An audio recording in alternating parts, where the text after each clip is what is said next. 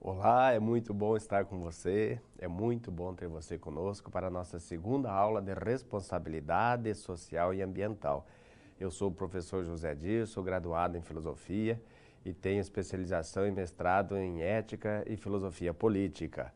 A nossa primeira aula teve por título a crise ambiental e social e o desenvolvimento sustentável, onde buscamos mostrar que o desenvolvimento ele é necessário, ele é útil, ele é imprescindível, mas é um desenvolvimento sustentável porque deve permitir, sobretudo, à natureza que ela tenha espaço suficiente, condições suficientes para se refazer. Lembre até que nós usamos aquela figura do sabático, do descanso. Até a própria natureza tem o seu tempo, tem o seu descanso. Tudo tem o seu tempo, né?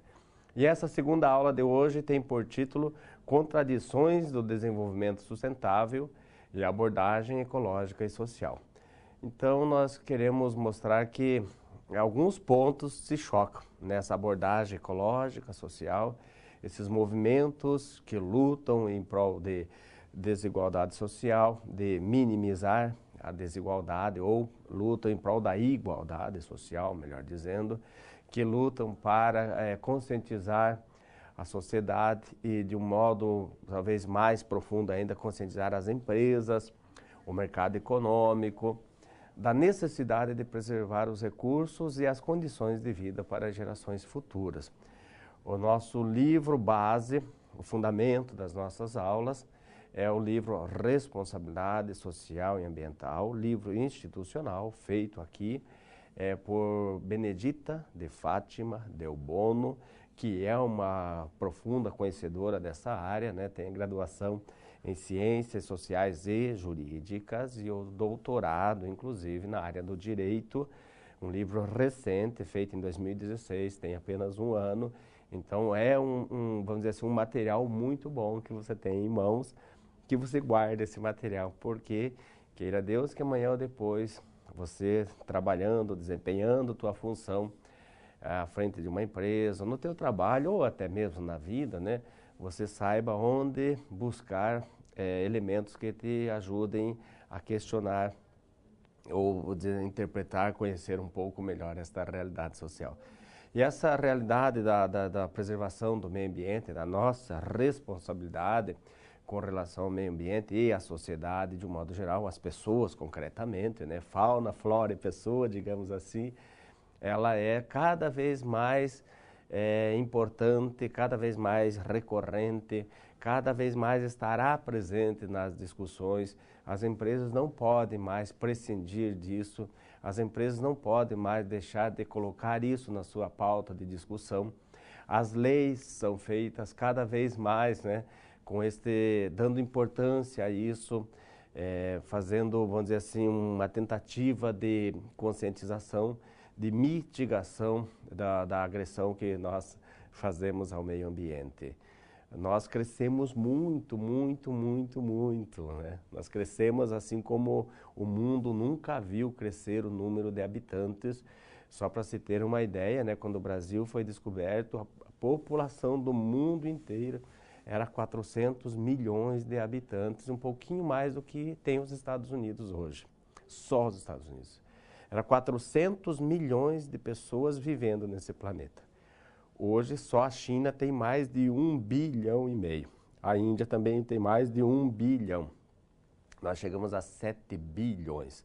É quase 20 vezes mais gente do que existia quando o Brasil foi descoberto em 1500.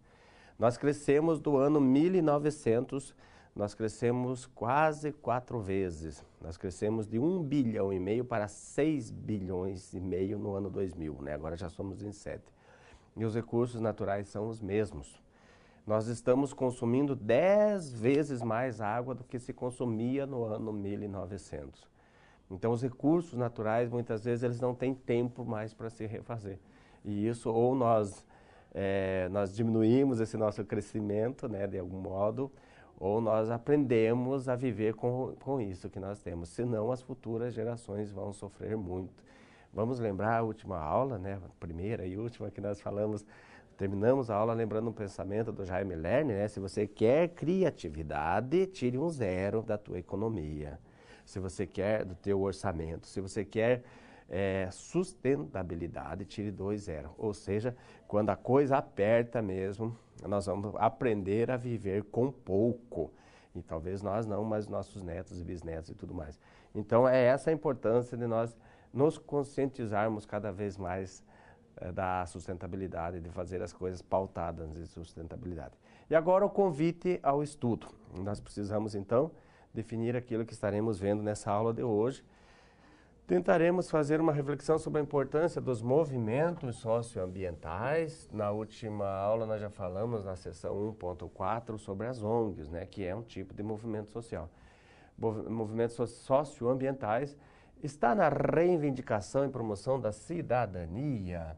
Cidadania aqui, é claro que tem a ver com o nosso papel a ser desempenhado enquanto cidadãos ou enquanto membros de uma cidade. Então vamos colocar uma palavra que talvez represente isso daqui, pertencimento. Nós pertencemos a uma época, a uma realidade, a um grupo, a uma família, né? A uma sociedade, enfim, né? Um segmento. E nós precisamos dar a nossa colaboração e nos adequar à convivência de forma, vamos dizer assim, satisfatória nesse espaço onde nos encontramos. As empresas devem promover o seu controle em face da qualidade do meio ambiente. Então, empresa e meio ambiente. E a responsabilidade social e ambiental é uma obrigação empresarial. As empresas, elas precisariam estar também preocupadas com isso, ou é suficiente que elas estejam voltadas única e especificamente para a questão do lucro? Então são essas algumas das temáticas que estaremos abordando na aula de hoje. E nós iniciamos agora com um vídeo que vai trazer, assim, superficialmente, né, por alto, aquilo que nós estaremos abordando na aula de hoje. Vamos assistir esse vídeo e nós voltamos logo na sequência. Olá, bem-vindo à unidade 2 de Responsabilidade Social e Ambiental. Nessa unidade, nos aprofundaremos nas políticas socioambientais com foco no desenvolvimento sustentável. Para isso, vamos estudar os movimentos em prol do meio ambiente, a governança corporativa e a responsabilidade social e empresarial, o meio ambiente e a triangulação dos interesses, sociedade de consumo como sociedade de risco. Entidades voltadas para a preservação ambiental sempre existiram, mas foi na década de 70 que emergiram como um movimento social e, desde então, vem se destacando como uma questão de ordem pública emergencial. O ecologismo que muitas dessas entidades defendem sugere olharmos para o planeta sob o ponto de vista ecocêntrico, ou seja, é uma linha de pensamento que tem os interesses do meio ambiente como foco principal e não os interesses do homem. Essa ideologia surgiu a partir dos questionamentos sobre a escassez dos recursos naturais, quando o homem finalmente entendeu que eles são finitos e, a partir daí, passou a questionar como seu esgotamento iria afetar o destino das próximas gerações no planeta. O uso excessivo de agrotóxicos, a ameaça à biodiversidade, a poluição de rios e os riscos da energia nuclear são algumas das questões levantadas por esses movimentos sociais. Outro ponto a ser estudado é a governança corporativa e a responsabilidade social empresarial, que tratam de regras, processos, costumes e políticas utilizadas na administração de uma empresa. As organizações sempre contemplaram internamente os acionistas, o conselho de administração, os executivos e seus respectivos empregados. Hoje em dia, elas contemplam também os stakeholders, que são os credores, o mercado comercial, os fornecedores, os clientes e as comunidades afetadas com suas atividades corporativas. Os stakeholders são os responsáveis pelo planejamento de todos os envolvidos em um processo empresarial, com a intenção de contribuir para a otimização dos processos empresariais. A governança corporativa tem como objetivo recuperar e garantir a confiabilidade da empresa para seus acionistas, criando mecanismos de incentivo e monitoramento que assegurem que o comportamento dos executivos esteja alinhado aos interesses dos acionistas. Já a triangulação de interesses envolve o lucro versus a produção em massa versus o meio de produção, sob a perspectiva do meio ambiente. Essa linha de pensamento critica o sistema capitalista devido à desigualdade na geração de riquezas, uma vez que somente uma pequena parcela da população usufrui dela. Ainda que o capitalismo contribua com a economia e com a tecnologia, existem aspectos negativos que devem ser observados em razão dos problemas que causam, como a divergência entre capital e trabalho, a degradação ambiental, as desigualdades sociais e a extinção dos valores humanos. Além de discutir esses conceitos, nessa unidade vamos ver como a sociedade vem sofrendo com a aceleração desenfreada da produção em massa, que promove o consumo irracional e é muito estimulado pela publicidade e pelo marketing, levando a sociedade ao conceito de sociedade de risco. Tanto a sociedade de consumo quanto a sociedade de risco pertencem atualmente à chamada modernidade reflexiva, que avalia e reflete sobre a exploração dos recursos naturais de forma inadequada. A evolução técnico-científica é responsável por essa exploração inadequada, tendo em vista que esses recursos são os insumos na fabricação de produtos para o bem-estar coletivo. Contudo, a forma como foram explorados levou à degradação dos recursos naturais, nos fazendo refletir o quanto vale o nosso bem-estar em prejuízo do meio ambiente. Para colocar toda a teoria em um contexto prático, na SR dessa unidade, iremos acompanhar o caso de Abner, um morador do campo que testemunhou o desmatamento de uma vasta área de preservação ambiental com espécies raras que dependem da mata para não serem extintas. Vamos começar? Então não deixe de acessar o livro didático, as web-aulas, o material complementar e fazer suas pré- e pós-aulas. Bons estudos! Essa aula 2 ela é baseada na unidade 2 do teu livro didático que você vai encontrar a partir da página 54. Se quiser nos acompanhar, já é recomendável que você de antemão tivesse feito, né? Comentamos sobre isso na aula passada, tivesse feito a leitura dessa unidade, pois aí você vem mais para solidificar aquele conhecimento obtido e sanar algumas dúvidas que porventura possam aparecer. Bom, agora então vamos ver quais são os conhecimentos prévios que você precisa ter para que essa nossa aula de hoje então consiga a sua maior eficácia, né? Primeiramente, entender o que são movimentos sociais, que é algo bastante fácil.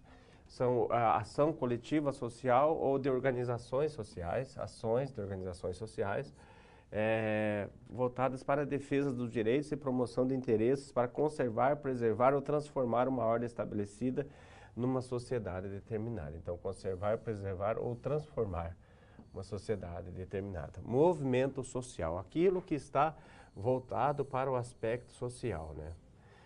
Quando o meio ambiente tem reflexo na sociedade, praticamente sempre tem, né? Então, o movimento social também tem essa preocupação de minimizar esses impactos, de questionar, de resolver os problemas, né? Por isso que na aula passada nós falávamos em crise. O que é uma crise?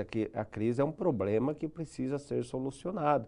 Por isso que a crise nem sempre é negativa, porque a solução apresenta caminhos, viabiliza transformações e ações em prol da coletividade.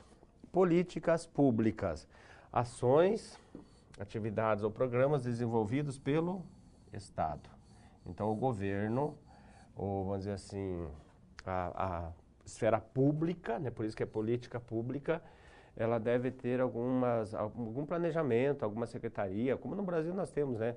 O Ministério, né? Ministério, Secretaria, IBAMA, CONAMA e tantos outros órgãos que estão preocupados com o meio ambiente, né?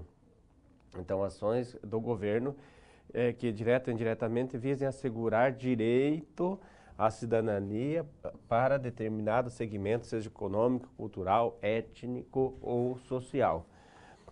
Governança corporativa, apareceu no vídeo de abertura, né? O que é a governança? A governança é a administração vamos colocar assim, né, social ou de uma empresa. Aqui no caso são mais das empresas, né? Corporativa porque é um corpo, não é uma pessoa unicamente, mas é uma equipe. Então, quando se fala em corporativa, tem esse sentido de equipe. Olha lá.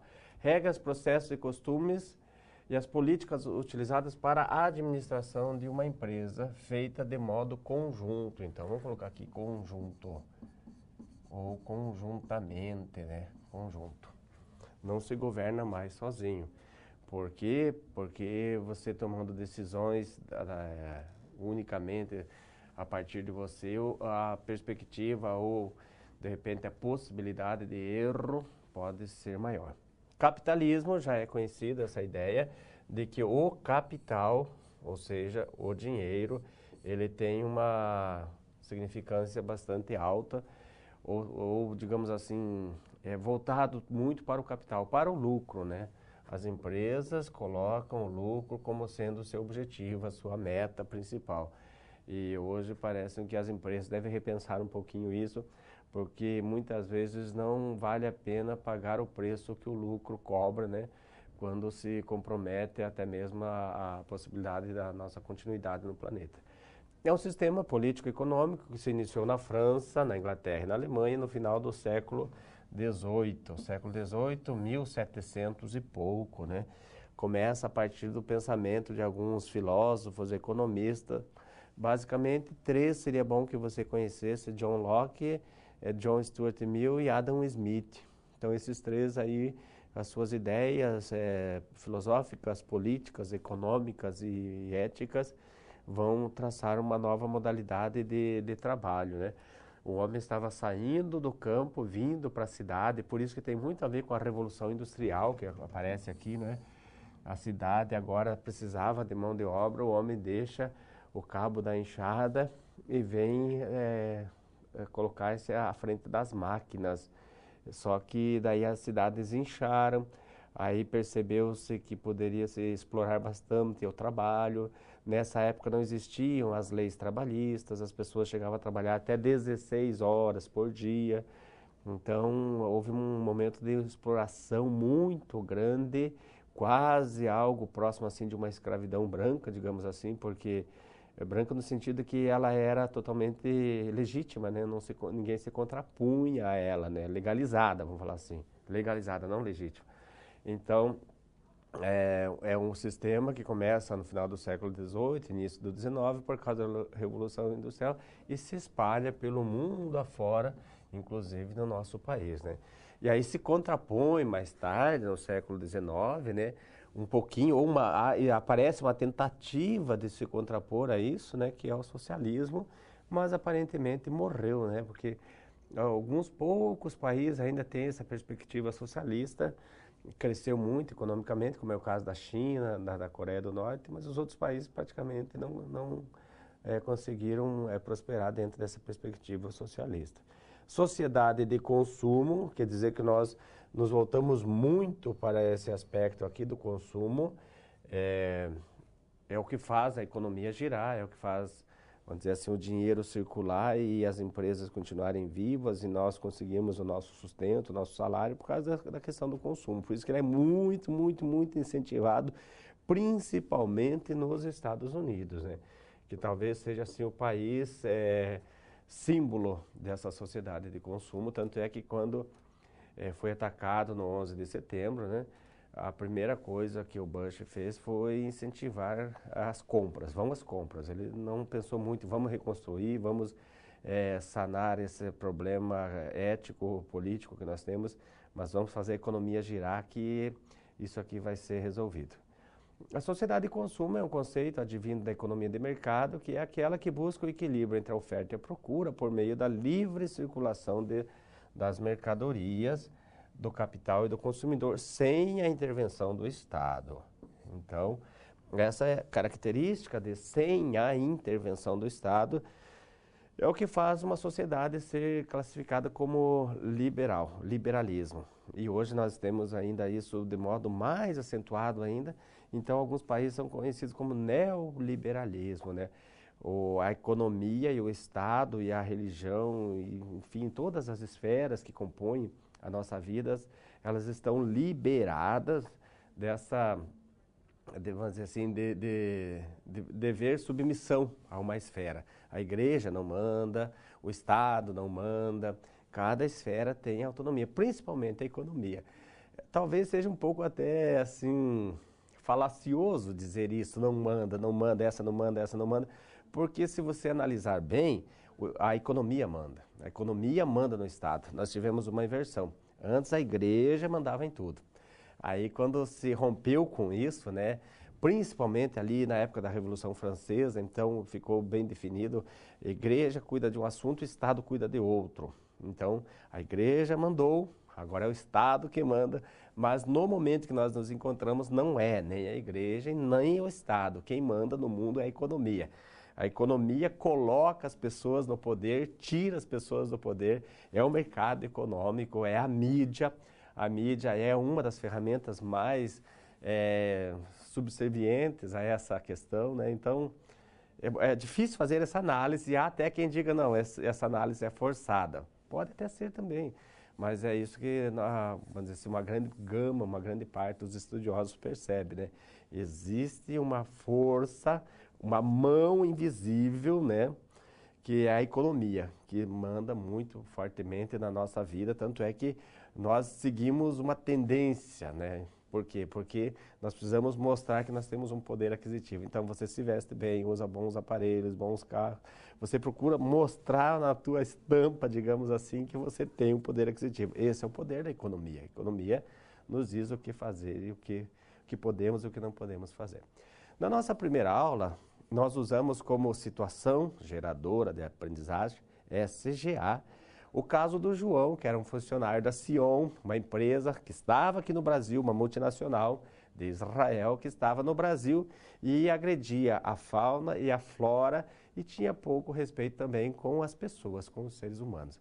E as leis brasileiras começaram a apertar um pouquinho e eles foram embora daqui. Ficou desemprego aqui e foram para um outro país, onde as leis permitiam que agredisse um pouco mais o meio ambiente. Então essa foi a nossa situação geradora de aprendizagem.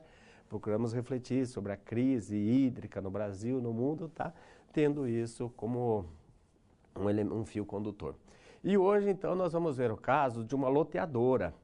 A loteadora vai fazer o parcelamento do solo, né? Existe uma diferença entre loteamento e parcelamento, né? Então, ela vai, vamos dizer assim, vender os terrenos para algumas indústrias. Só que quando ela faz essas supostas melhorias, quando ela faz a divisão do terreno, do loteamento que ela precisa fazer, ela acaba agredindo o meio ambiente, a fauna e a flora, de repente a mata nativa, esse tipo de coisa assim, que é muito, muito, muito comum no nosso país, né? Às vezes até alguns mangues, né, em alguns lugares são agredidos por loteadores. Então, o Abner é uma pessoa simples, né, como foi falado no vídeo de abertura, mas ele percebe isso, diz, poxa vida, e agora? Precisaríamos fazer alguma coisa, vamos deixar eles fazer o que eles bem quiserem. Vamos conhecer essa situação geradora de aprendizagem? Você vai encontrar esta situação na página 54 do teu livro didático. Página 54.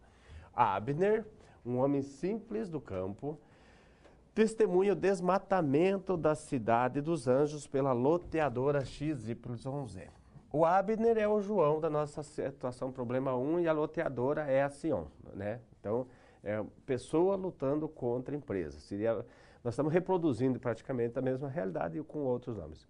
Esta loteadora, há tempos vem promovendo parcelamento de solo na cidade, que possui vasta área de preservação ambiental. Então, possui área de preservação. Já é meio estranho, né? Você tem uma área de preservação, alguém vem e está agredindo, né? Com espécies raras que dependem da mata preservada, intocada, para não serem extintas. Então, espécies serem extintas. Restando pouca área para a urbanização, agricultura, pecuária, indústria, etc. Pouco preocupada com isso, olha lá. Não está nem aí, como a gente fala no linguajar comum, né? A empresa chegou, não está nem aí, vai acabar com a mata. Se os animais tiverem como sobreviver, sorte deles, senão azar deles, né?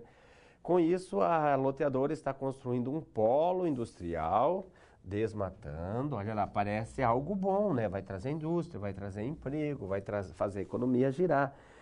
Por isso que falava ali sociedade e consumo, né? Um dos conceitos que nós precisamos compreender. Está construindo um polo, desmatando mais de 50% do permitido. Então você vê que um certo desmatamento, muitas vezes a lei até permite, mas ele está com 50% mais do que o permitido na área da instalação. O parcelamento do solo, ele se dá de dois modos, por isso que aparece esse termo aí, parcelamento do solo e não loteamento. O loteamento é quando a pessoa faz os lotes e traz a infraestrutura. Então, ali ele vê rua, ele vê água e esgoto, iluminação, espaço para as praças e tudo mais, daí é loteamento. E tem o desmembramento, quando já tem uma estrutura e ele vem e só divide os terrenos para vender, né? E essa parte do parcelamento engloba os dois. Então, por isso que talvez já pega uma estrutura feita, ou então tem que, de repente, fazer algumas benfeitorias. É esse que é o parcelamento. Mas, enfim, essa ideia de que a loteadora chega e agride o meio ambiente. É isso que nós precisamos perceber. Agora nós vamos passar, então, para as nossas situações problemas. Nós estamos agora nas seções, seção 2.1. Vamos ver a nossa situação problema número 1.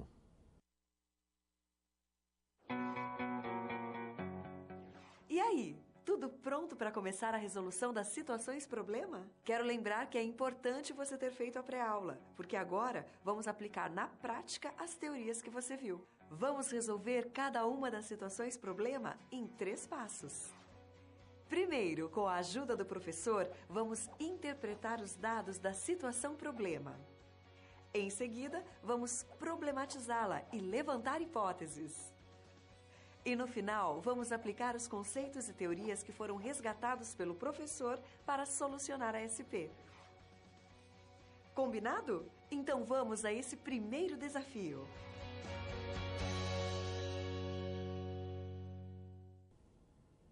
Martin Luther King dizia: o que me assusta não é o grito dos maus, é o silêncio dos bons.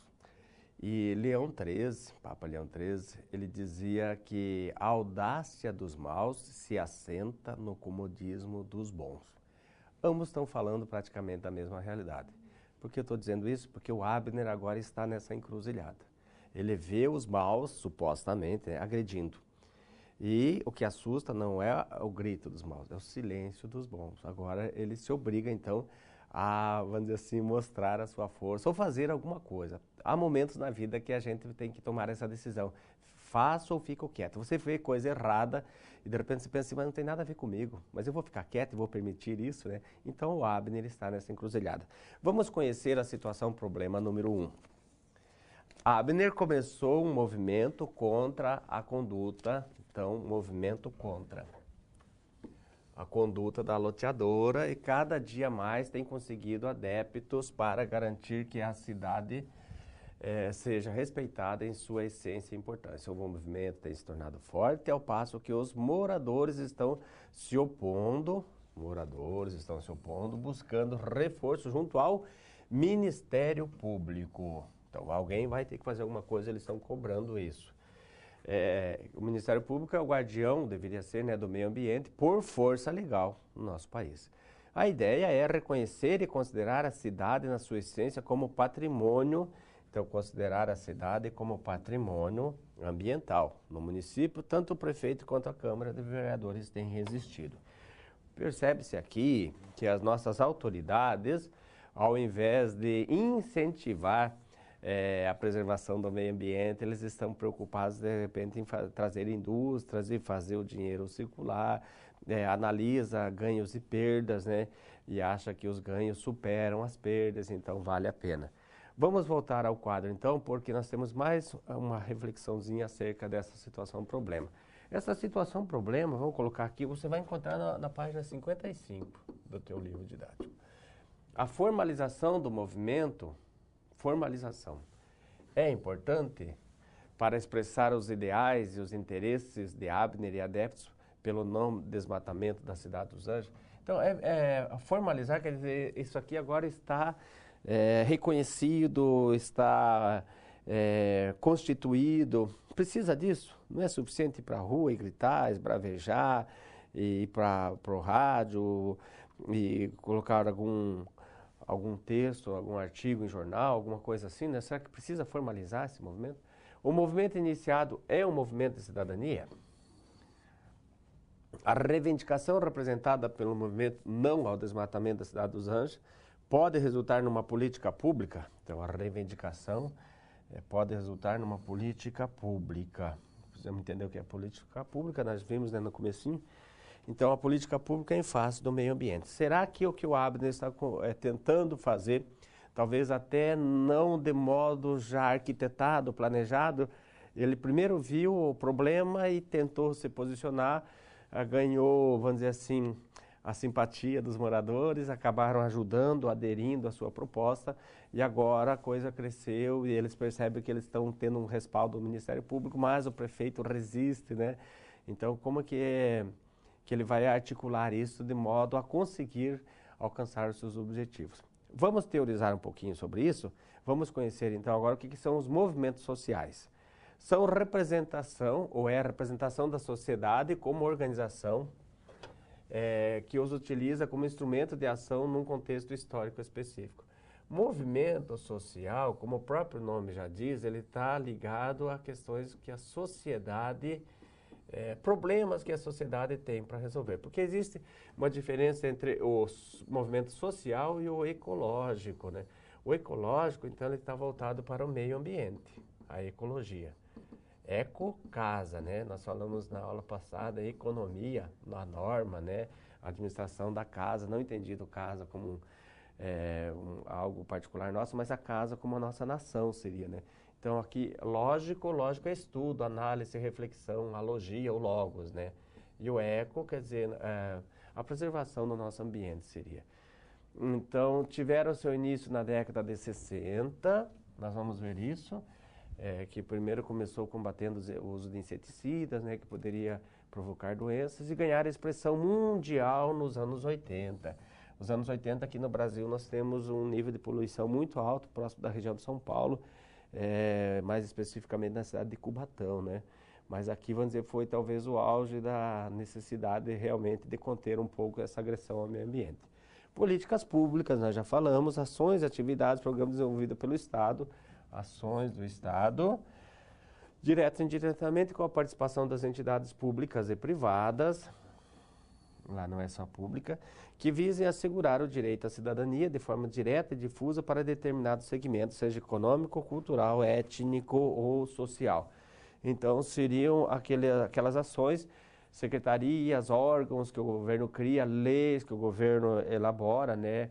O Poder Legislativo cria para poder defender melhor o meio ambiente. Então, será que o Abner precisa se formalizar enquanto movimento? Ele ganha se formalizando? Seria mais ou menos, trazendo para a parte, vamos dizer assim, comercial da nossa sociedade, você está vendendo algo na ilegalidade. Você precisa abrir uma empresa, ou abrir um comércio para poder vender. O Abner também está gritando, está esbravejando, mas ele precisaria montar um movimento certinho, né?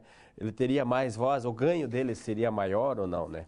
Ou digamos de outro modo, qual seria o canal mais viável, recomendável para ele alcançar os seus objetivos, que seria o quê? A conscientização.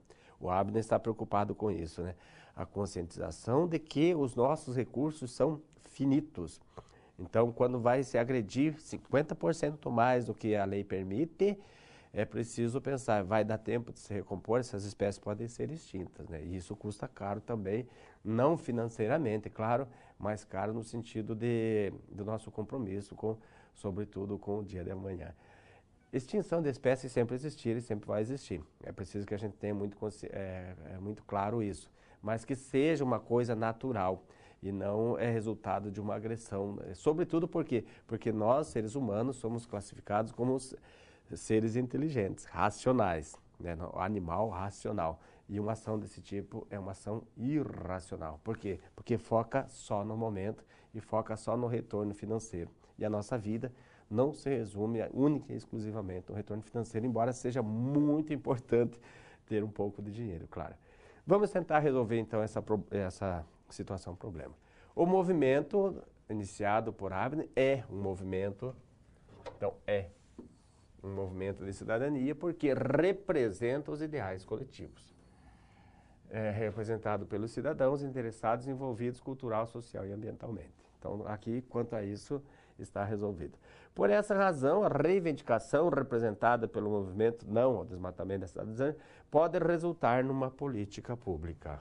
Pode resultar, quer dizer, em uma ação que o Ministério Público está encabeçando, ou o movimento encabeça, apoiado pelo Ministério, né, em face do meio ambiente. Política pública legítima e eficaz também, porque representa as necessidades do coletivo interessado e para isso é desnecessária a formalização. É desnecessária a formalização, ou seja, ele enquanto indivíduo ele já tem direito a se manifestar. Nós vivemos numa sociedade supostamente democrática, né? Neste caso, chamamos esse movimento de entidade. Então, entidade não institucionalizada, não é um instituto. Contudo, incorpora os movimentos em prol do meio ambiente. Então, essa seria uma possível solução para a nossa situação problema, né?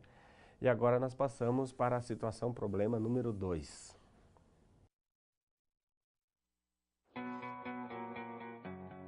Você viu aí que os conceitos utilizados para resolver a primeira SP estavam todos na pré-aula, certo? Antes de seguir em frente, ficou com alguma dúvida nesta SP? Você tem algum comentário a fazer? Sem problemas. Ter dúvida é um bom sinal. Isso quer dizer que você está no caminho certo para a aprendizagem. Não deixe de enviar suas dúvidas no fórum. Agora é hora de passarmos para a segunda situação problema. Confere aí.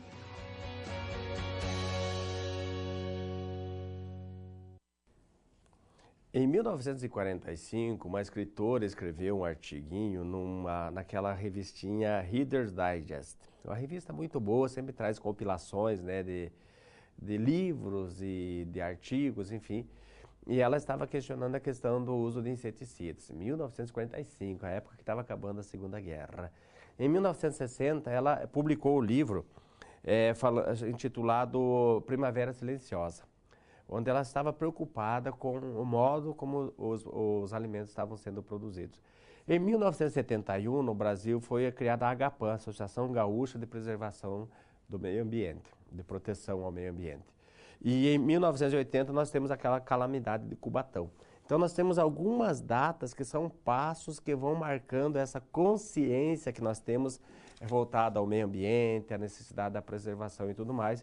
É assim que os movimentos vieram se solidificando até se tornar isso que nós presenciamos hoje, muitas ONGs, né?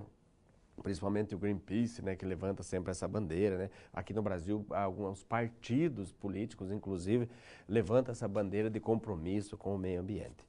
E agora, nessa situação problema número 2, nós vamos procurar entender, lembre que o subtítulo dela, você vai encontrar no teu livro 2.2, né, seção 2.2, Governança Corporativa e Responsabilidade Social Empresarial. Agora, não mais assim do sujeito, do indivíduo, né, da pessoa física, concreta, mas das empresas. A governança corporativa, como nós já acenamos, aquela tentativa de administrar as coisas de modo conjunto, com uma equipe, para não tomar decisões equivocadas. Por quê? Porque nós hoje vivemos numa sociedade que tem novas modalidades de gestão, de administração, nós temos novas ferramentas, nós podemos fazer uso muito fortemente, inclusive, da tecnologia. E para entender isso, nós vamos fazer novamente em cima de uma situação problema. Vamos lá, vamos conhecer então. A situação problema é sempre fictícia, né? Abner e seus adeptos promoveram um movimento que foi além da panfletagem, o movimento foi além da panfletagem e chamaram a atenção da imprensa. A imprensa, quando vem, né, ela faz um regaço, como a gente se diz, né? Então, é importante que a imprensa esteja ao lado dos manifestantes. E chamou a atenção da imprensa, do Ministério Público, como já foi dito, apesar da resistência da Câmara de Vereadores e do prefeito. Preciso entender por que essa resistência, né? Vamos grifar aqui resistência. Sobre a importância da Cidade dos Anjos como patrimônio ambiental e conseguiram marcar audiência com a empresa loteadora, então audiência, vamos conversar com a empresa agora, né? Foi preciso muita luta para conseguir isso, o que é uma vergonha, né? A empresa deveria estar sempre aberta ao diálogo. Enquanto esperava, um dos integrantes do movimento, José Augusto, observou que a empresa em que trabalha adota a governança corporativa, por isso também entende que todos fazem parte do seu processo de melhoria, inclusive com transparência nas suas ações. Então a empresa, supostamente, ela tem um comprometimento, porque a governança pública, ela respaldaria, de repente, ações mais voltadas com um cunho, uma tendência social, né? Ela levanta essa bandeira. Agora é preciso ver se realmente ela é adepta efetivamente ou é só aquela imagem, como nós falamos da nossa primeira aula. Vamos voltar ao quadro, então falta só um pouquinho da situação problema 1. Se a loteadora tivesse adotado a governança corporativa como ferramenta para vislumbrar o futuro da empresa, ela cometeria tantos abusos, se tivesse adotado, cometeria tantos abusos perante a comunidade e o meio ambiente. Ela abriria oportunidade para ouvir as reivindicações representadas pelo movimento liderado por Abner. Ela seria vista no mercado com outra imagem. Olha lá. Algumas empresas, como se diz, talvez façam aquela transfiguração, né, de lobo em pele de cordeiro. Por que isso? Porque as empresas veem, quando mudam a sua imagem, elas têm resultado. As suas ações são mais valorizadas, sobretudo na Bolsa de Valores. Então, uma empresa comprometida, uma empresa idônea, né? Uma empresa que tem preocupações com a sociedade, ela passa a imagem de bom mocinho. E parece que essa loteadora tem isso, ela tem a governança corporativa, mas então por que ela está fazendo isso? De agredir o meio ambiente, não tomar decisões sozinhos, tem que ouvir uma coletividade. Vamos ver quais são os elementos que estão presentes na governança corporativa. Já foi até acenado no vídeo de abertura, né? Então, a governança corporativa normalmente vai ter um impacto em suas ações na Bolsa. Para ter ações na Bolsa, é necessário que seja adepta desse tipo de liderança, né, de administração. É uma ferramenta importante da empresa moderna que preza pela transparência. Então, os seus resultados, seus balanços estão sempre à disposição. Você pode acessar quando quiser. Tem transparência para com seus acionistas, bem como a fidelização da clientela, além do acesso às informações dos interessados. Quem quiser pode ir lá e ver, não tem nada a esconder. Stakeholder, já foi falado. Stakeholder seria assim, tipo, poderíamos colocar aqui as partes interessadas, as partes envolvidas, né? Talvez uma interessada seja até mais abrangente do que envolvidas, né? São os responsáveis pelo planejamento ou plano com visão mais ampla de todos os envolvidos em um processo ou projeto empresarial para saber de que forma podem contribuir para a otimização dos processos empresariais. E planejamento estratégico funciona para prever o futuro da empresa ou organização. Divide-se em 3 níveis: planejamento, qual seja estratégico, de longo prazo, médio prazo e curto prazo. Então, é estratégico, tático e operacional. O operacional é de curto prazo. O que é importante que a gente tenha aqui? Que essas empresas, hoje em dia, elas são mais conscientes da necessidade da transparência. Por isso, a governança corporativa. Normalmente, elas têm um planejamento que vai trazer alguns passos, que é a missão, visão e valores. Quando as empresas têm essa governança, eles estabelecem isso no seu planejamento. Aqui no Brasil, nós temos alguns bancos que fazem parte dessa governança corporativa, o Itaú, HSBC, Santander. Nós temos a TAM, a empresa de aviação. Nós temos muitas e muitas empresas. Você pode pesquisar isso na Bolsa de Valores, né? Mas a Croton também faz parte, né? A maior empresa educacional do mundo também faz parte da governança corporativa, e as ações dela são ações muito bem avaliadas, porque o compromisso dela é um compromisso sério, idôneo, e não é apenas na imagem, é um compromisso efetivo, né? Então, o objetivo é a recuperação e a garantia de segurança através da política que é estabelecida pelas empresas. Vamos tentar voltar ao quadro para ver se nós conseguimos com isso resolver esta situação, problema. A empresa, a loteadora, em momento algum foi transparente nas suas ações. A empresa não foi transparente, em momento algum foi transparente. E os danos são iminentes. O levante, a denúncia, comprometeram de imediato a sua imagem. Então, a denúncia comprometeu a imagem de idoneidade no mercado. Certamente, se adotasse, hipotético, né? Se adotasse a governança corporativa, ela teria atrelado a sua conduta a mitigação, diminuição, né, de danos ao meio ambiente e também estaria aberta às reivindicações da comunidade. Ou seja, ela estaria plenamente convencida, talvez, da importância de diminuir um pouco o seu lucro, ganhar menos para ganhar sempre, né? Seria um pouco isso. Então, estaria aberta às reivindicações da comunidade e o movimento de Abner seria ouvido e atendido. A imagem da empresa XYZ seria outra e a comunidade, ao invés de contrária a ela, seria a sua aliada. O que nós algumas vezes dizemos assim, planta para colher, né? Então, essa empresa tem que plantar a longo prazo, é planejamento estratégico. Talvez a empresa tenha apenas formalmente um comprometimento com a governança corporativa, mas na prática ela não tem. Ela só quer mostrar uma imagem daquilo que ela, infelizmente, não é. Vamos para a nossa situação, problema 3. Agora você já resolveu com o professor 2 situações problema. Os conceitos por trás delas foram vistos antes, na pré-aula. Ainda faltam 2 SPs para que a gente possa encerrar a unidade. Perceba que estamos seguindo aqueles 3 passos. Compreendemos e interpretamos o enunciado da SP. Levantamos hipóteses sobre ela e aplicamos os conceitos para resolvê-la. Vamos à próxima SP.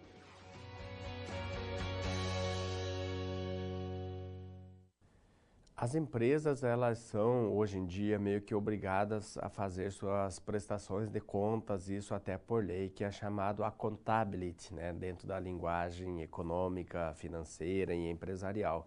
Então, cada vez mais, os órgãos governamentais, as políticas públicas cobram isso das empresas, graças a Deus. Então, nós somos, vamos dizer assim, muito privilegiados no Brasil, que nós temos muitos recursos naturais, e às vezes passa essa imagem de que, primeiro, que nossos recursos são inesgotáveis, quando não é verdadeiro, e a segunda imagem que se passa, algumas vezes até fora daqui, é que o Brasil não cuida muito dos seus recursos, né? Quando você vê alguém lavando a calçada, ao invés de varrer a calçada, tem momento que tem que lavar, é claro, não tem como tirar a sujeira, mas algumas pessoas às vezes preferem ir jogando água, ainda mais dia de calor, né, já vai se refrescando e jogando água, né, até quase uma diversão. E nós não temos muita consideração, sobretudo pela água. Então, infelizmente, e essa imagem que nós vendemos lá fora, às vezes atraem pessoas que vêm para cá também com essa mentalidade de agredir e de explorar o meio ambiente. Aquela situação, problema da situação geradora de aprendizagem da aula 1, que mostrava a empresa Sion, que estava se instalando em países onde as leis eram mais amenas, essas leis mais amenas pode ser que estejam presentes aqui, nas nossas leis, na nossa maneira de atrair, vamos dizer assim, o mercado internacional, as multinacionais, né?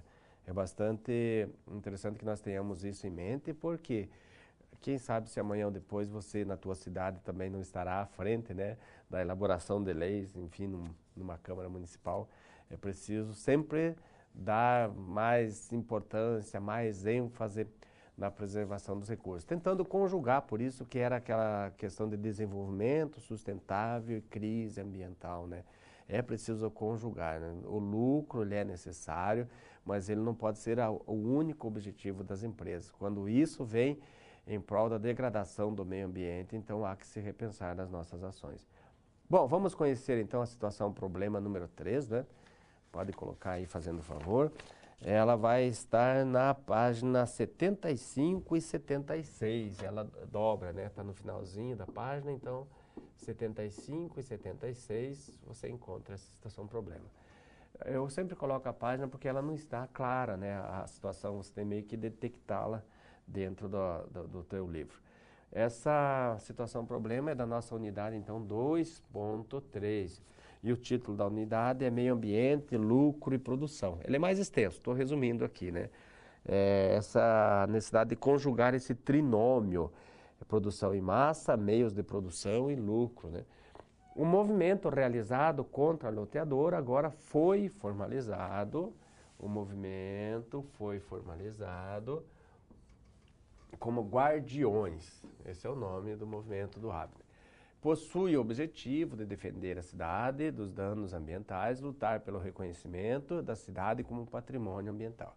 Os integrantes do movimento, a fim de redigir requerimento ao promotor público e à imprensa, explicaram que estranharam que a empresa não reconheça. Lá, a empresa tem isso. Estranharam que a empresa não reconheça a sua responsabilidade perante a comunidade, pois é obrigada a observar seus interesses de lucro, sua produção em massa e os meios de produção. Então, aqui nós temos 3 elementos. O lucro, a produção em massa. Você veja que é uma loteadora, né? Quando a gente fala em produzir em massa, parece que a venda de lotes não é produção em massa, né? Mas é. E os meios de produção, como é que ela produz, então? A empresa também custou a reconhecer tanto a produção quanto o meio de produção por acreditar que não trabalha com o consumidor. Então a empresa não tem muita clareza, ela acha que não trabalha com o consumidor, porque ela está vendendo lote, ela não está vendendo geladeira, ela não está vendendo sapato, ela não é consumidor. A indústria vem aqui e compra um lote, né, um terreno para se instalar, não é um consumidor, mas é. Entretanto, esta visão não é correta, pois em face do meio ambiente e diante de seu processo empresarial, não pode ser descartada a relação de consumo. Está vendendo é consumo. Então, quais são as questões que nós colocamos aqui, que o livro nos apresenta? É possível enquadrar a loteadora na discussão sobre lucro, produção de massa e meios de produção? Por construir um polo industrial, pode-se considerar o parcelamento do solo e as respectivas edificações como produção de massa? Então, parcelamento do solo como produção de massa. Neste caso, há meios de produção a serem observados. Os adquirentes, aqueles que vão comprar os lotes, né? Lotes e edificações industriais podem ser considerados consumidores? E neste caso, como deve ser a abordagem ambiental? O que é a nossa preocupação aqui? Algumas vezes, alguns produtos, eles vêm disfarçados. E isso é muito comum, não apenas aqui, né, na loteadora, mas até mesmo na prestação de serviço. Nós que hoje em dia fazemos muito uso da internet, cada vez mais, né? Algumas ofertas de produtos, de mão de obra, enfim, eles podem ser qualificados, será como produto também, né? Então, a loteadora, a princípio, ela não percebe que ela tem produto e que é uma relação de consumidor. Ela está achando que ela está fazendo um negócio talvez num âmbito maior e os seus lotes, eles não podem ser enquadrados desse modo. Mas, no fundo, pode sim, e essa é uma relação de consumidor. Inclusive, pode ser considerado até produto de risco. Porque algumas vezes as empresas fazem algo tão grande que você acaba adquirindo sem perceber que você está se endividando, se comprometendo muito além do que você vai conseguir depois resolver, né? Você não tem dinheiro para isso, mas no primeiro momento te vende com tanta facilidade que você pega o dinheiro. Os bancos são campeões em fazer isso. Você chega no banco, nem que você não precisa, eles querem te empurrar dinheiro. Se um dia você precisar, eles não vão querer te dar, com certeza. Mas se você não precisa, olha, tem disponível para você uma linha de crédito, caso você queira trocar de carro, isso e aquilo, né? Então, isso é produto de risco. Você vai acabar se endividando por muito tempo. Esses vamos dizer assim, esses compromissos financeiros que nós assumimos, financiamentos por tempo muito longo, eles são extremamente perigosos. sobretudo porque já vem uma carga de juro enorme. Faça as contas, quanto vale esse produto e quanto eu vou pagar depois de 5 anos. E quanto esse produto estará valendo daqui 5 anos e quanto será a minha perda. O carro vale 15 mil, eu vou pagar 25 e daqui 5 anos ele está valendo 10. Eu estou comprando 2,5 carros e não estou percebendo. Isso é risco, né? Você deve saber isso até melhor do que eu. Vamos ao quadro, então, teorizar um pouco acerca disso, problematizando a nossa situação. O que é o capitalismo? Já falamos, né? Um sistema político e econômico, né? E a sua base está no vínculo entre comércio, consumo e o lucro. Então, comércio, consumo e o lucro, que é a bandeira. Divergência entre capital e trabalho.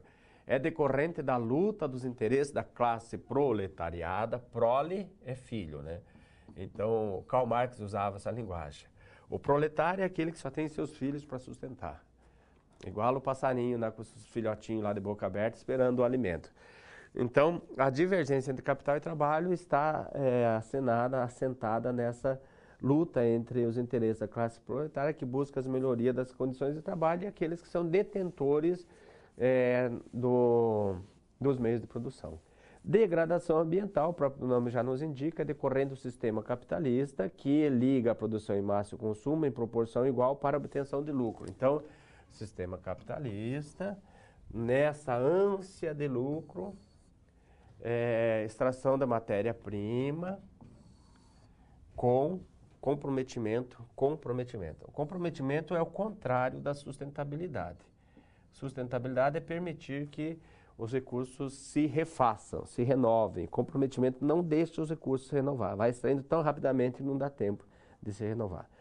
Desigualdades sociais são intensificadas devido à busca incessante dos lucros pela exploração do trabalho humano. Então, nós temos duas realidades aqui. O meio ambiente e o ser humano. Olha lá.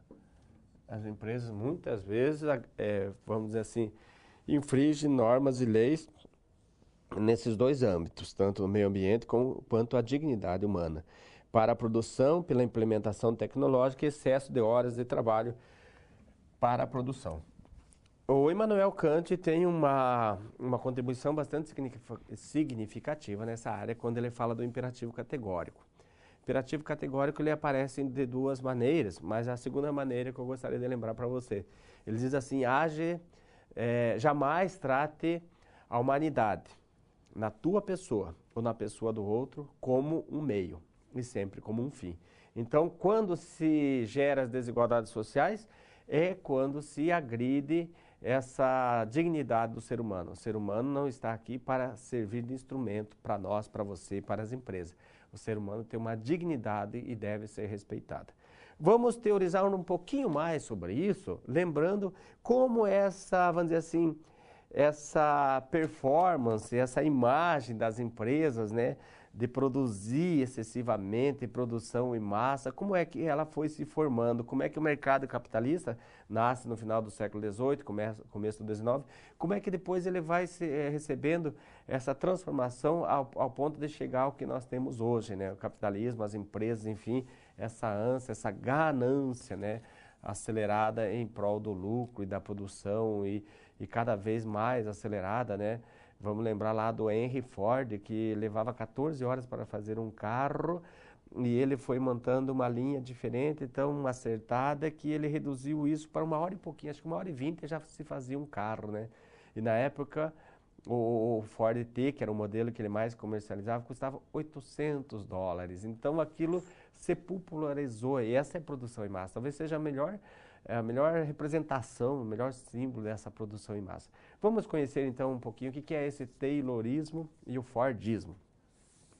O Taylorismo ele é um termo associado ao nome de Frederick Taylor, que é um americano também, que nasceu em 1856. Vou colocar aqui então Taylor, nasceu em 1856, apenas para que você lembre mais ou menos quando é que vai se formando isso, né? Ele não viveu muito, ele morreu em 1915, viveu então 59 anos, né? Não chegou a fazer 60. E o Henry Taylor, que é o Henry Ford é mais conhecido, Ele nasceu em 1863, o Ford já viveu bastante, morreu em 1947. Era um gênio, né? Família simples, um trabalhador, um vencedor, digamos assim. O Taylor publicou um livro chamado Os Princípios da Administração Científica. E o Ford publicou 2 livros, né, mais conhecidos. Um deles chama-se Minha Filosofia de Indústria e o outro Minha Vida e Minha Obra. E do pensamento desses 2, então, dá para se extrair vamos dizer assim, este ensinamento, esta máxima. Eles estão ambos focados na maximização da produção e do lucro. Então, aumentar, maximizar. Minimizar e diminuir, né? Maximizar, aumentar ao máximo a produção. Porque quanto mais se produz, mais lucro se gera. O lucro muitas vezes não está na margem com que você compra e vende, mas na quantidade que você vende. Você pode vender pouco, pode vender com pouco lucro, mas vendendo bastante, o teu lucro pode ser grande. Triangulação dos interesses econômicos e de produção, que nós já falamos, é o título, inclusive, desta sessão, lucro, produção em massa e meios de produção. Há que se articular isso, de algum modo, a triangulação desses interesses. A relação de produção em massa e dos impactos ao meio ambiente vai além dos maquinários. Então, a relação vai além dos maquinários e dos resíduos que produz, pois a sustentabilidade ambiental só pode ser a que propõe garantir a produtividade, respeitando o trabalhador e os recursos, consumidores, recursos e tudo mais. Então é como se dissesse assim, há um limite para isso, você não pode agredir ao seu bel prazer, há que se respeitar também, sobretudo a dignidade do ser humano. Porque se nós analisarmos friamente, pode até parecer um exagero, mas por vezes há que se entender que parece-nos que a escravidão não acabou. A escravidão hoje não é mais com relação a um tipo de gente, como era na antiguidade, na Grécia, em Roma. Os escravos eram aqueles que perdiam as guerras. Na época da colonização, os europeus foram na África buscar escravos, né? Então, hoje não tem mais a ver com um povo, nem perdedor, nem uma raça, nada. O escravo é aquele que tem que vender a sua força de trabalho em prol do seu sustento e, às vezes, tem uma realidade até mais difícil do que aquele escravo do período da colonização, porque se você imaginar bem, aquele escravo que vivia nas fazendas, era terrível a sua realidade, né? Não tinha liberdade e tudo mais, mas ele tinha casa e comida garantidos. Porque muitas vezes o seu senhor queria uma pessoa bem alimentada para render no serviço e descansasse a noite toda para amanhã estar inteiro para trabalhar, porque a lida vai ser pesada, se dizia assim, não é? E hoje em dia se trabalha duro do mesmo jeito e não se tem garantia de casa e comida. Vai chegando 10, 15 dias antes, 10 dias, pelo menos uma semana antes de receber o salário, muitas vezes o trabalhador já não tem mais comida, ele tem que ir em algum lugar comprar para pagar depois, né? Principalmente nas cidades menores, depois eu venho acertar com o senhor, recebo tal dia. Então, o escravo, de certo modo, é um exagero isso, mas o escravo tinha a garantia da comida e da moradia. E hoje o trabalhador não tem mais essa garantia da comida e da moradia. Ele vai ter se ele fizer por onde conseguir. E por mais que lute, muitas vezes o salário não vem a contento, né, ao nível de poder satisfazer essas necessidades. Como eu disse, pode parecer um exagero, mas essa realidade ela é presente, essa realidade não é construída.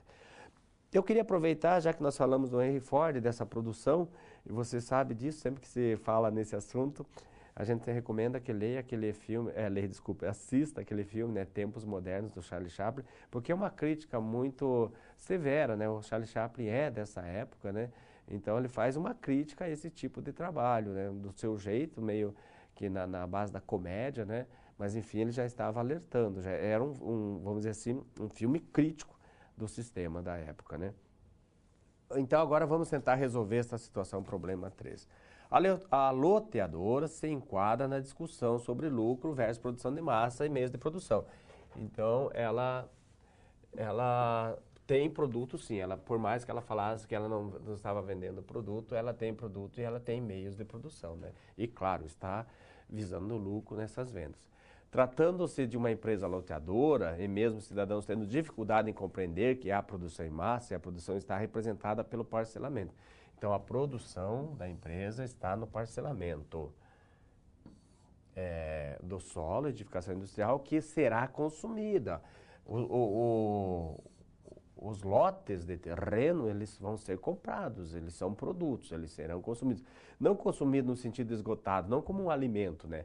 Mas ali, vamos dizer, não terá mais uma mata, não terá mais os animais, né, daquele ambiente. Serão comprados pelos interessados que na condição de destinatário final serão consumidores. Sua produção pode ser considerada em massa por se tratar de um polo industrial. Então, produção em massa. Eles têm isso e muito, embora não consigam perceber muito claramente. Trata-se de um polo industrial que determina, além do parcelamento, a edificação. E, nesse caso, são várias unidades que se utilizam dos meios de produção em massa. Não é uma montadora, né? No sentido lá do Ford, que nós vemos no filme, mas ele representa também a produção em massa. Há que se considerar sim, embora eles não aceitem muito claramente isso. Vamos voltar ao quadro, falta só uma consideraçãozinha para terminar isso. A XYZ,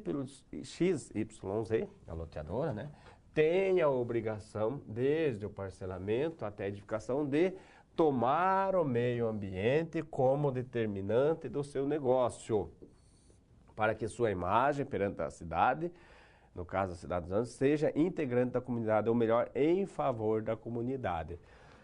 Então, ela é uma produção em massa, não é uma indústria, ela não está poluindo, ela não está soltando, digamos assim, fumaça tóxica, não está soltando restos do seu esgoto, contaminando os rios, mas ela está degradando o meio ambiente e ela precisaria ter consideração com o meio ambiente. Passamos agora para a nossa situação problema 4.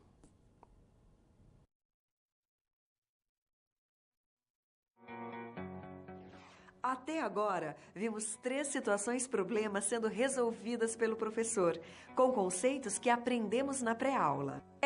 Você tá vendo que a pré-aula é chave. É importante refletir sobre como aplicar todos esses conhecimentos no seu dia a dia, contextualizando cada uma das SPs. Você já parou para pensar como tudo isso que você está aprendendo pode te ajudar na vida profissional? Então, vamos nessa!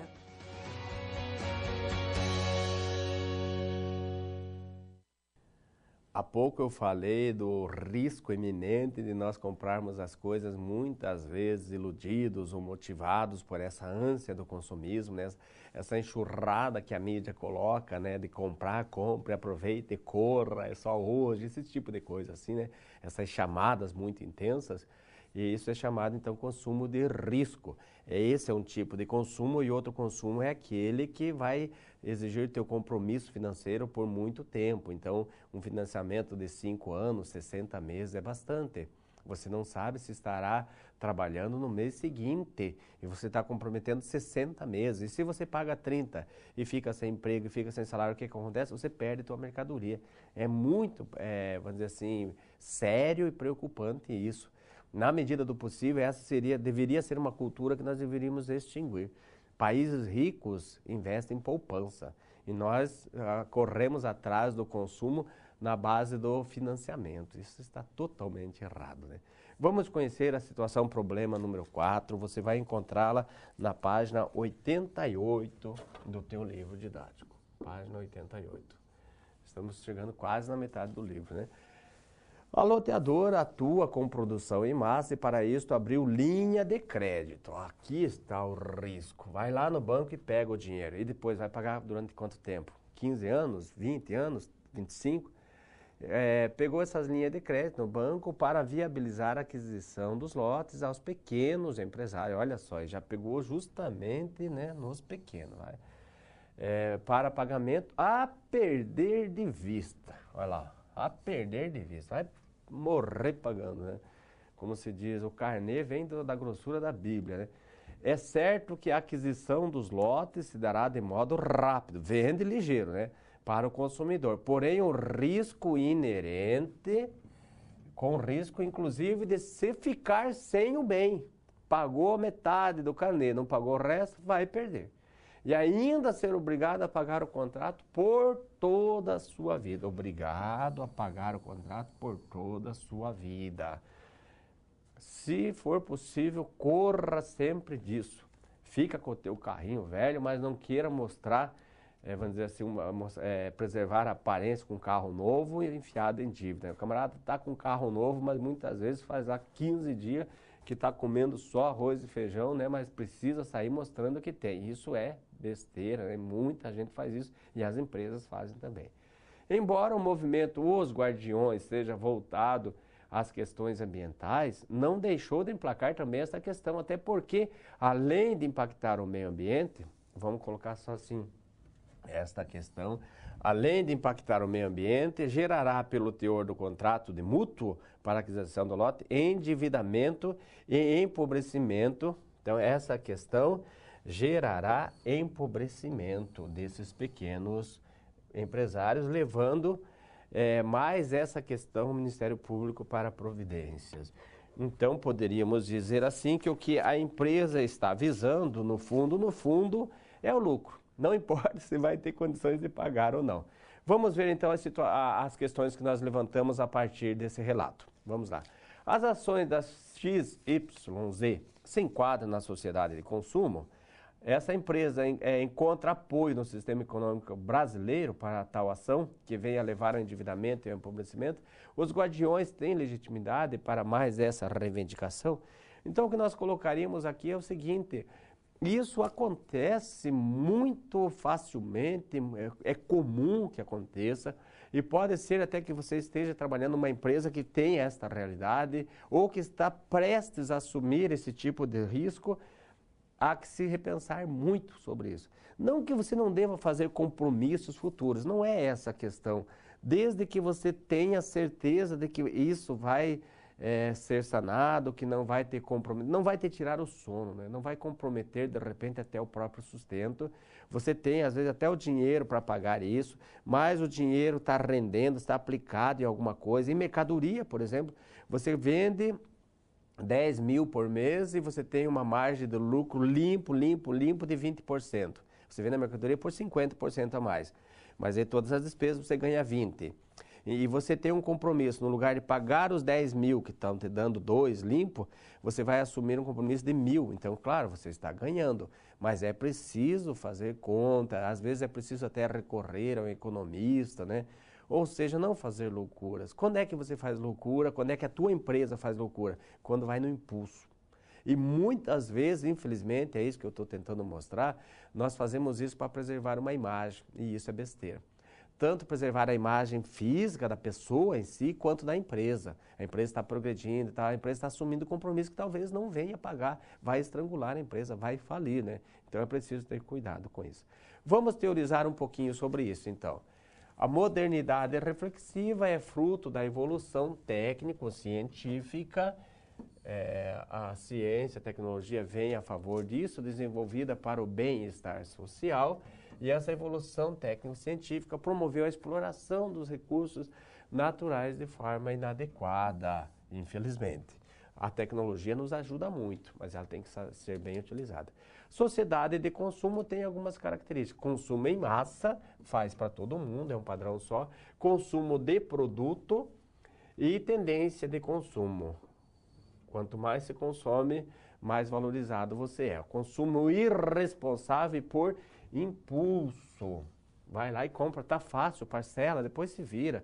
Se não der, a gente vende, e muitas vezes não consegue isso, né? E a oferta dos produtos excedem a procura.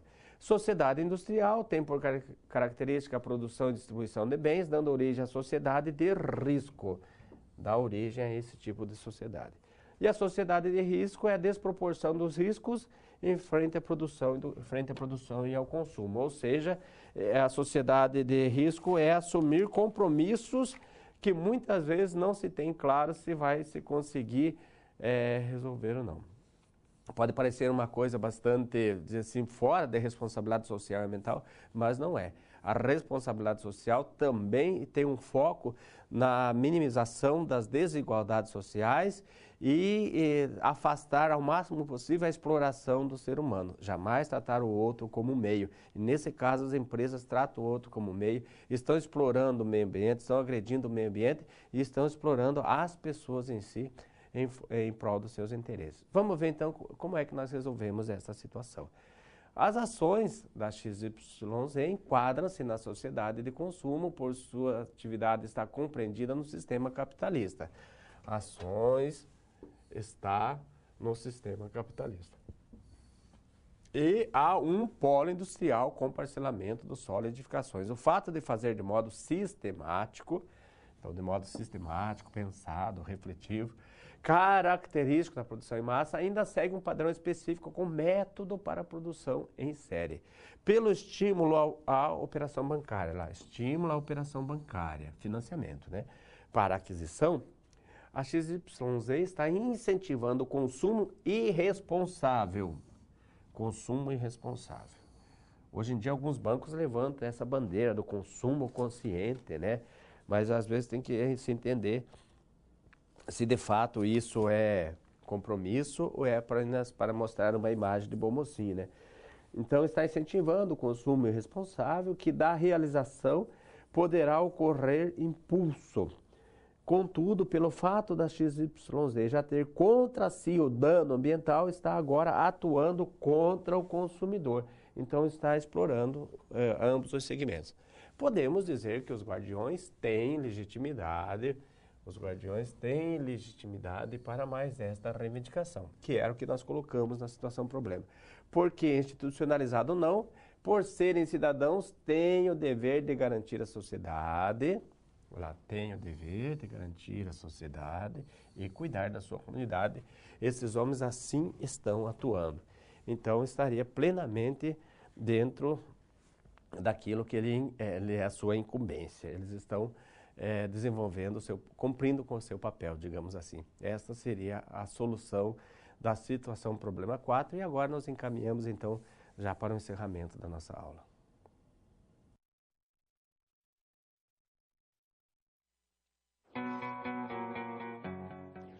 Chegamos ao momento final da nossa aula. Agora que você passou por todas as SPs, mais do que nunca é o momento de refletir sobre o que foi visto. Como esses conhecimentos se aplicam no seu dia a dia? Ter consciência de como utilizar em sua realidade os conceitos vistos aqui é o que vai fazer de você um profissional diferenciado no mercado de trabalho. E não deixe de acessar o seu ambiente virtual e completar esse ciclo fundamental para a sua aprendizagem, fazendo após aula.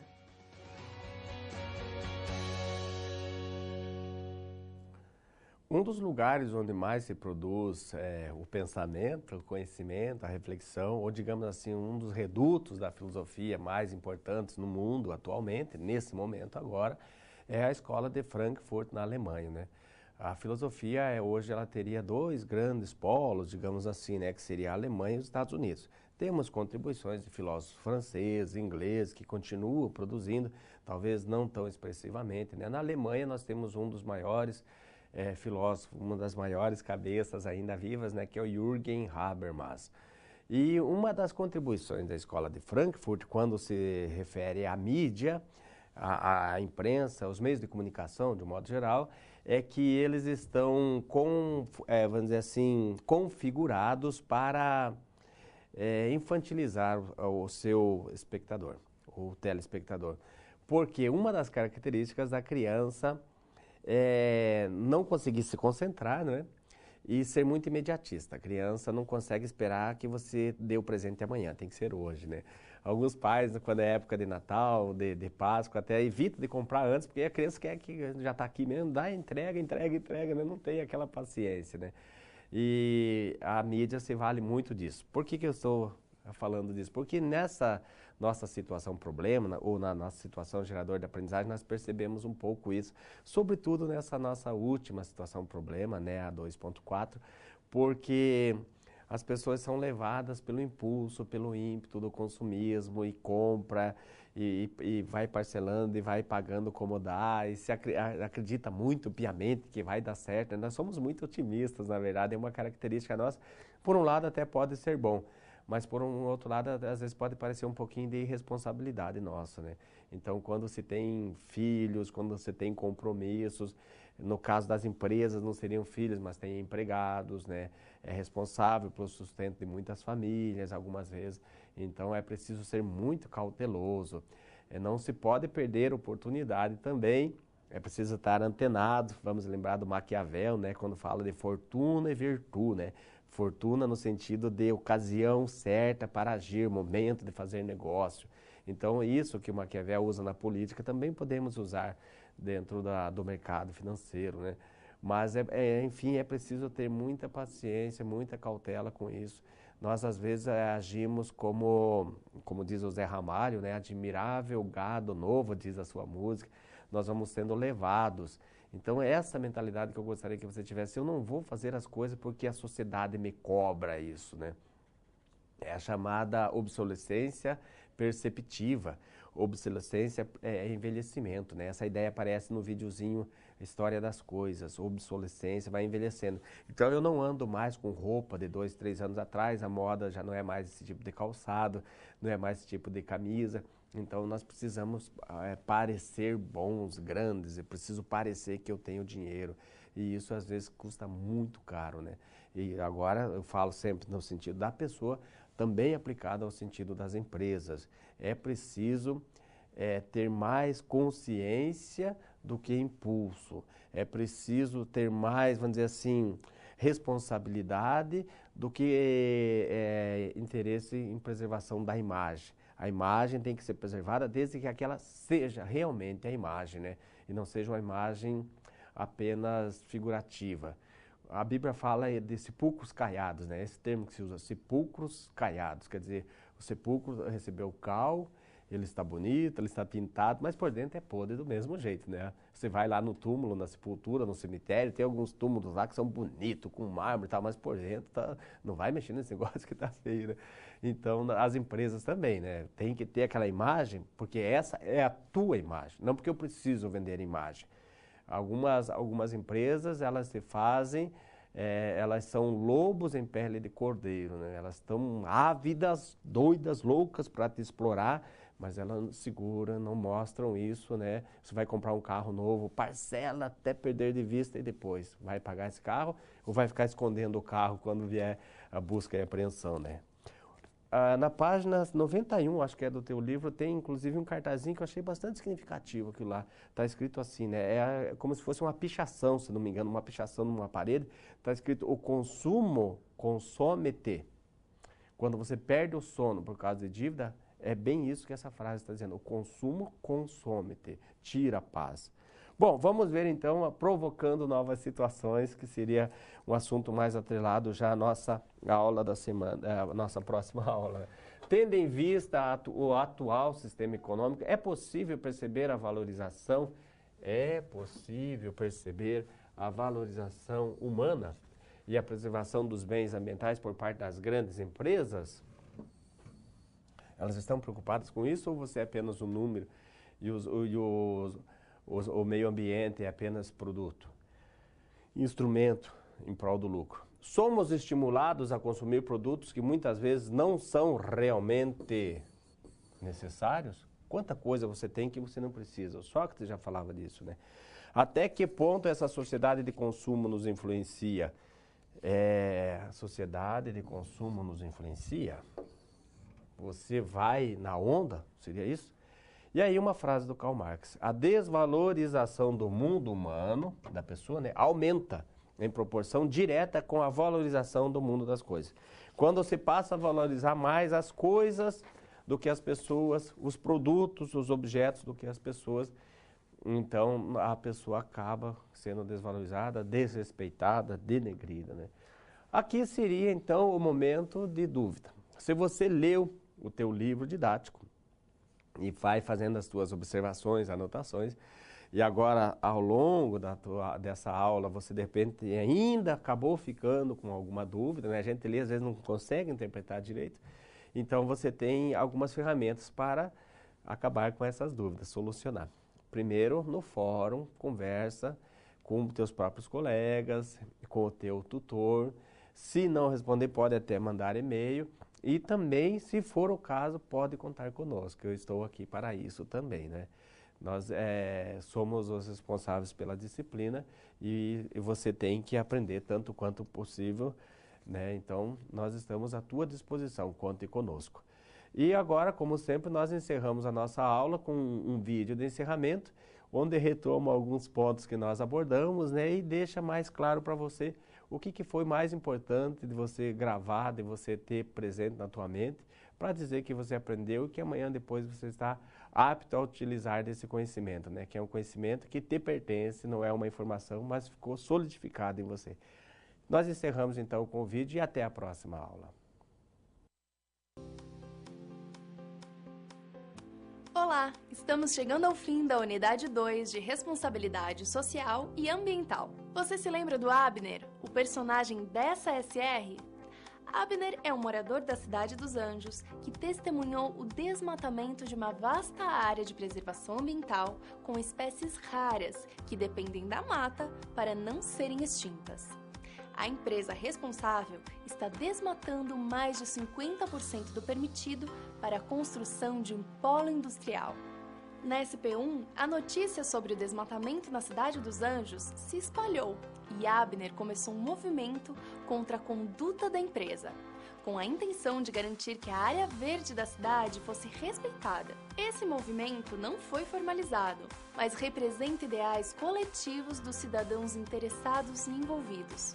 Por conta disso, poderá no futuro resultar numa política pública legítima e eficaz. E para isso, é desnecessária a formalização do movimento. Na SP2, o movimento conseguiu marcar uma reunião com a empresa loteadora. Mas o modelo empresarial deles é tão ultrapassado que sequer deram a oportunidade para os integrantes se expressarem. Se a loteadora adotasse a governança corporativa, ela associaria sua conduta à redução de danos ao meio ambiente. Estaria aberta às reivindicações da comunidade e o movimento de Abner seria ouvido e atendido. Certamente, a imagem dessa empresa seria outra e a comunidade, ao invés de contrária a ela, seria sua aliada. Na SP3, o movimento criado por Abner ganhou o nome de Guardiões. E os integrantes do movimento tiveram dificuldades em identificar a produção e o meio de produção em face da triangulação de interesses da empresa, que é o lucro versus produção em massa versus meios de produção. Tratando-se de uma empresa loteadora, sua produção em massa é representada pelo parcelamento do solo e pela edificação industrial, que será comprada pelos interessados, que são os consumidores finais. É responsabilidade da empresa atuar promovendo o equilíbrio entre a comunidade, o meio ambiente e a economia, promovendo também o desenvolvimento sustentável e priorizando as questões ambientais acima de tudo, inclusive de seus próprios interesses. Na SP4, vimos que a empresa loteadora abriu uma linha de crédito para viabilizar a aquisição dos lotes aos pequenos empresários, com pagamentos a longo prazo. José Augusto, atuante no movimento dos Guardiões, mandou os contratos para análise de um advogado que apontou cláusulas abusivas representando riscos ao consumidor. As ações da loteadora enquadram-se na sociedade de consumo. Sua atividade está compreendida no sistema capitalista e seu modo sistemático de produção é característico da produção em massa, além de seguir um padrão específico em seu método de produção em série.